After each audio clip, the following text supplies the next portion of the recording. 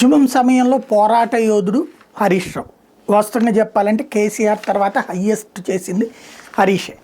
ఆ తర్వాత రోజుల్లో కవిత కానీ కేటీఆర్ కానీ తెర మీదకి వచ్చారు. బట్ ఉద్యమం అయిపోయి ప్రభుత్వం అధికారంలోకి వచ్చాక అణచివేతకు గురైంది, అవమానానికి గురైంది మాత్రం హరీష్ రావు. ఆ విషయం ఒప్పుకు తీరాలి. అయితే దాన్ని చివరికి హరీష్ని బలవంతంగా అదేమీ లేదని చెప్పించే ప్రయత్నం చేశారు. తర్వాత పరిస్థితి బాగోదని ఏదో సెటరైట్ చేసినట్టున్నారు.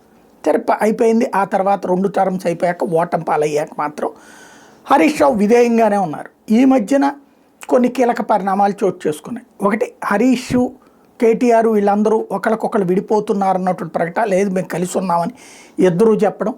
దానికి తోడు ఈలోపు ఎన్విఎస్ఎస్ ప్రభాకర్ వచ్చి బీఆర్ఎస్ని తీసుకెళ్ళి కాంగ్రెస్లో విలీనం చేసేయబోతున్నారు, కేసీఆర్ కాంగ్రెస్ ముఖ్యమంత్రిగా ఉండబోతున్నారు, రేవంత్ని పక్కన పెట్టేయబోతున్నారు అన్నటువంటి ప్రకటన అదొక సంచలనమైంది.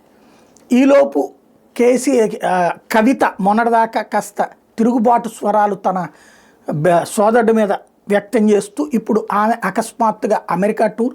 ఈలోపు హరీష్ రావు కేటీఆర్ కలుసుకోవడం, ప్రత్యేకించి హరీష్ రావు దగ్గరికి కేటీఆర్ వెళ్ళటం, సంథింగ్ ఏదో జరుగుతున్నాయి. ఆ ఏంటి అనేటటువంటిది రాబోయే రోజుల్లో ఒక స్పష్టత రావాల్సి ఉంది.